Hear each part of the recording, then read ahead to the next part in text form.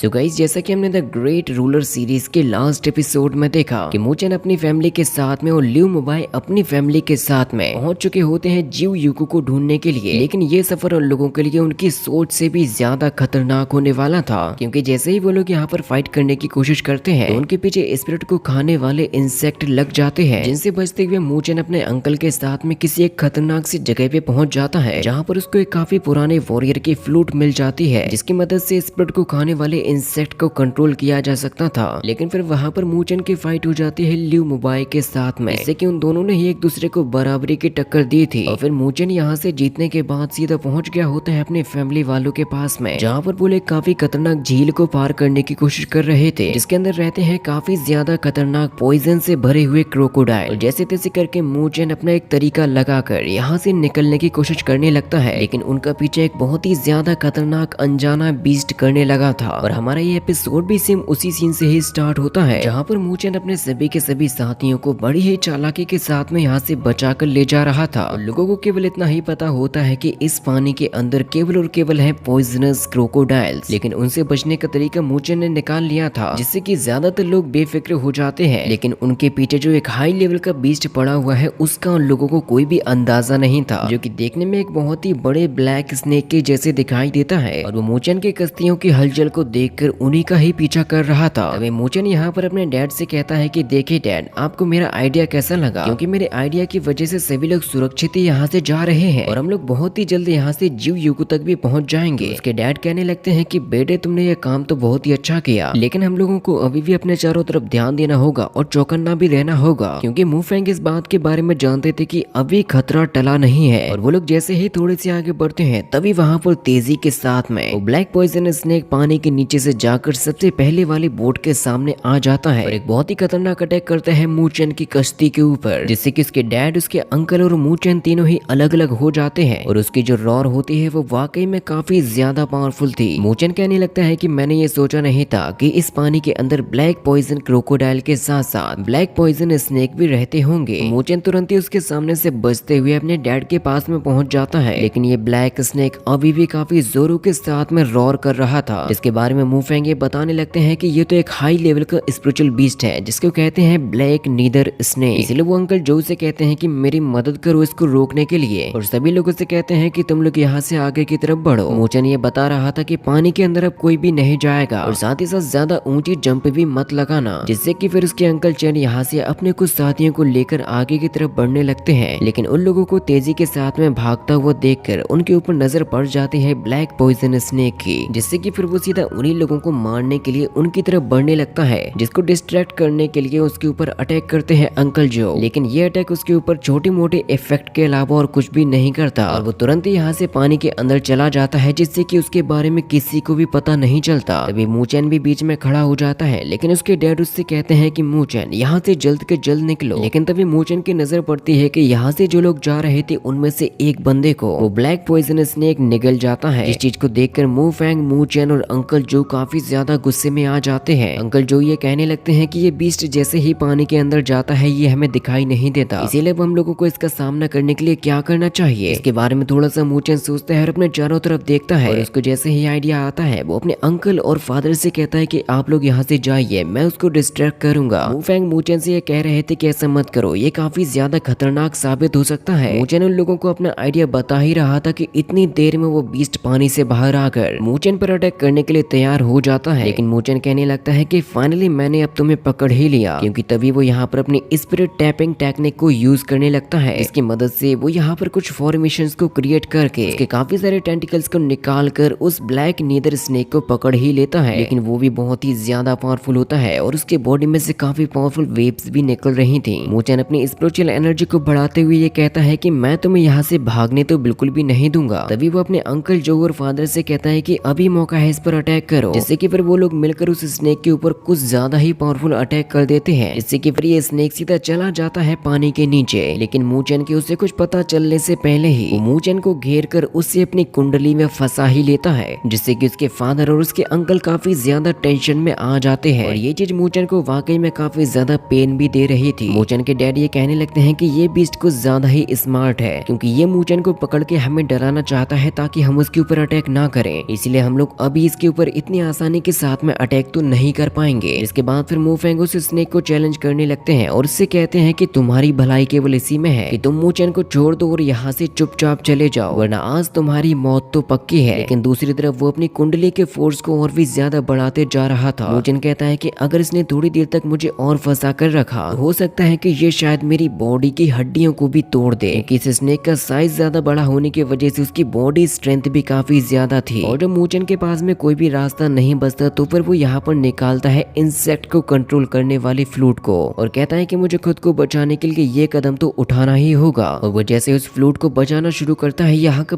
पूरा माहौल ही शांत हो जाता है। ब्लैक नीदर स्नेक को भी समझ में नहीं आता कि आखिर ये कर क्या रहा है, लेकिन मू चैन ऐसा करते करते काफी ज्यादा कमजोर भी पड़ने लगा था। और मू चैन के डैड जैसे ही अटैक करने वाले होते हैं तभी वहाँ पर स्नेक के पीछे से काफी सारे छोटे छोटे इंसेक्ट आ जाते हैं, जो कि असल में होते हैं स्पिरिट ईटिंग इंसेक्ट। इसको देखकर मू चैन के अंकल ये कहने लगते हैं कि क्या सच में उसके पास में स्पिरिचुअल इंसेक्ट फ्लूट है। और वो स्नेक जैसे ही उन इंसेक्ट को देखता है वो तुरंत ही मू चैन को रिलीज कर देता है। और इन सभी को यहाँ पर आता वो देखकर मू चैन भी अपने डैड और अपने अंकल से कहता है कि जल्द से जल्द यहाँ से निकलो। इससे कि फिर वो तीनों की तीनों यहाँ से भागने लगते हैं और ये इंसेक्ट पीछे पड़ जाते हैं उस ब्लैक नीदर स्नेक के। वो उन सभी से खुद को बचाने के लिए पानी के नीचे जाने की कोशिश करता है, लेकिन ये स्पिरिट ईटिंग इंसेक्ट उसको पानी के अंदर भी नहीं छोड़ते और अपनी हजारों की संख्या की मदद से उसको डैमेज पहुंचाना शुरू कर देते हैं। खुद को बचाने की काफी कोशिश करता है, लेकिन ये सभी के सभी इंसेक्ट मिलकर उस ब्लैक नीदर स्नेक की बॉडी के साथ साथ उसकी स्पिरिट को भी खत्म कर देते हैं। और मू चैन फाइनली अपने सभी साथियों के पास में भी पहुंच चुका था। इसके बाद फिर ये इंसेक्ट भी यहाँ से अपने घोंसले की तरफ चले जाते हैं। मू चैन अपने साथियों से कहता है कि अब हम लोगों को यहाँ से निकलना होगा, क्योंकि ये जगह बहुत ही ज्यादा खतरनाक है। जिससे कि फिर ये सभी के सभी लोग यहाँ से जाने लगते हैं जियो यूको को ढूंढने के लिए। इसके बाद फिर हमें इसी जंगल की मैग्मा टेरिटरी को भी दिखाया जाता है, जहाँ पर हजारों की तादाद में स्पिरिचुअल बीस्ट के स्केलेटन डले हुए थे और उन्हीं के बीच में खोज कर रहे होते हैं ल्यू फैमिली के लोग। और वहीं पर ल्यू मिंग अपने सभी के सभी साथियों से कहने लगता है हमें मू फैमिली वालों के यहाँ पर आने से पहले जियो यूको को ढूंढना ही होगा, फिर उसके लिए चाहे तुम लोगों को इस जमीन को कितना भी गहरा क्यों ना खोदना पड़े। और फिर वहीं पर हम ल्यू मोबाई के फादर ल्यू किंग टियान को देखते हैं, जो कि इस बारे में बता रहा था कि इस मैग्मा टेरिटरी के अंदर काफी सारे स्केलेटन्स हैं स्पिरिचुअल बीस्ट के, इसीलिए ये जगह बिल्कुल भी सेफ नहीं है हम लोगों के लिए। इनके बारे में ल्यू मोबाई कहता है कि हाँ आपने सही कहा, क्योंकि यहाँ पर जितने भी बीस्ट हैं उन सभी को देखकर ऐसा ही लग रहा है जैसे कि वो सभी इस जगह पे चलते चलते ही मरे हों। तो उसके फादर उससे कहते हैं कि क्या तुम मुझे इसका रीजन बता पाओगे। ल्यू मोबाई कहता है कि इसके बारे में कुछ भी ठीक नहीं कहा जा सकता, लेकिन मैं इतना जरूर कह सकता हूँ कि ये वही जगह है जहाँ पर जियो यूको बर्ड गिरी थी। मुझे दुख केवल इस बात का है कि अगर मू चैन ने उस कॉपर पीस को हमसे ना लिया होता तो हमें इस तरीके से उसे चारों तरफ नहीं ढूंढना पड़ रहा होता। तो ल्यू किंग टियान ल्यू मोबाई से ये कहता है कि तुम चिंता मत करो, क्योंकि मू फैमिली वाले यहाँ तक आने में उन लोगों को काफी समय लग जाएगा और जिस रास्ते पर वो लोग गए थे हो सकता है कि वो लोग कभी यहाँ पर आ भी ना पाए। अगर वो लोग स्पिरिट ईटिंग इंसेक्ट के हमले से बच गए होंगे, लेकिन वो लोग कभी भी ब्लैक पॉइजन झील को तो पार कर ही नहीं पाएंगे। इसीलिए मुझे लगता है कि उन लोगों के यहाँ पर आने से पहले हम लोग कभी के उस जियो यूको बर्ड को ढूंढ चुके होंगे, क्योंकि अभी तो शायद वो लोग ब्लैक पॉइजन क्रोकोडाइल्स के साथ में ही लड़ रहे होंगे। लेकिन तभी उन लोगों की नजर पीछे की तरफ पड़ती है जहाँ पर मू फैमिली वाले आ रहे थे, जिनको देखकर ल्यू किंग टियान ये कहने लगता है कि ऐसा कैसे हो सकता है, वो लोग यहाँ पर इतने जल्दी कैसे आ सकते हैं। ल्यू मिंग अपने साथियों से कहता है कि मू फैमिली वाले यहाँ पर आ गए, इसीलिए हमें उनका सामना करने के लिए रेडी रहना होगा। और मू चैन भी फाइनली मैग्मा टेरिटरी में आ चुका था, जहाँ पर डले हुए बीस्ट के स्केलेटन को देखकर वो समझ जाता है कि जरूरी है वही जगह होगी। लेकिन उन सभी के सामने खड़ा हुआ होता है ल्यू किंग टियान, जो कि मू फेंग से कहने लगता है कि मुझे उम्मीद नहीं थी कि तुम इतने ज्यादा स्लो होगे। मैंने तो ये सोचा था कि तुम्हें तो जरूर स्पिरिट ईटिंग इंसेक्ट ने ही खा लिया होगा। तो मू फेंग उनसे ये कहने लगता है कि तुम्हारी ल्यू फैमिली भी काफी फास्ट है, लेकिन तुम लोगों को देखकर ऐसा लग रहा है जैसे कि तुम्हें वो चीज अभी तक मिली ही नहीं है, इसलिए क्यों ना तुम यहाँ से चले जाओ और उसे ढूंढने का मौका दो हमें, कि चीजों को ढूंढने का तजुर्बा तुमसे ज्यादा बेहतर हमें है। लेकिन तभी ल्यू मोबाई यहाँ पर मू चैन से ये कहने लगता है कि तुम्हारी किस्मत पिछली बार काफी अच्छी थी, लेकिन इस बार नहीं होगी। मू चैन भी उससे कहने लगता है कि जैसा कि मैंने तुमसे कहा था कि अगर तुम मुझसे फाइट करोगे तो मैं भी अपनी आखिरी सांस तक तुमसे फाइट करता रहूंगा। तभी ल्यू मिंग यहाँ पर ल्यू किंग टियान से कहने लगता है कि जब ये मू फैमिली वाले मरना ही चाहते हैं तो क्यों ना इन लोगों की ये इच्छा हम लोग यहीं पर पूरी कर दें। जिस चीज को देखकर फिर मू फैमिली वाले भी सभी के सभी एकदम ही तैयार हो जाते हैं। सिपाहियों ने भी अपनी अपनी स्वॉर्ड निकाल ली थी। ल्यू किंग टियान कहता है कि जब मू फैमिली वाले झुकने नहीं वाले तो हमें उनके गर्दन ही काटनी होगी। इसके बाद फिर वो यहाँ पर तुरंत ही अपनी मार्शल सोल थंडर बीस्ट को समन करने लगता है, जिसके यहाँ पर आते ही चारों तरफ थंडर फैलने लगी थी, जो कि वाकई में काफी ज्यादा पावरफुल बीस्ट है, क्योंकि ये दुनिया के सभी बीस्ट में रैंक करता है 133 की। जिसको देखकर मुफैंग हंसते हुए उससे कहता है कि लियू किंगटियान, तुमने ठान ही लिया है कि तुम मरना चाहते हो तो जरा मेरा भी देख लो। कि वो भी यहाँ पर तुरंत ही लेकर आ जाता है अपने ड्रैगन फ्लेम ईगल को, जो कि इस दुनिया के सभी बीस्ट में रैंक करती है 85 की। और इन दोनों ही फैमिली में जो खतरनाक फाइट होने वाली है वो हमें नेक्स्ट पार्ट में दिखाई जाएगी। जिसको देखने के लिए जल्दी से कमेंट में नेक्स्ट पार्ट लिख दो और वीडियो को भी लाइक कर दो।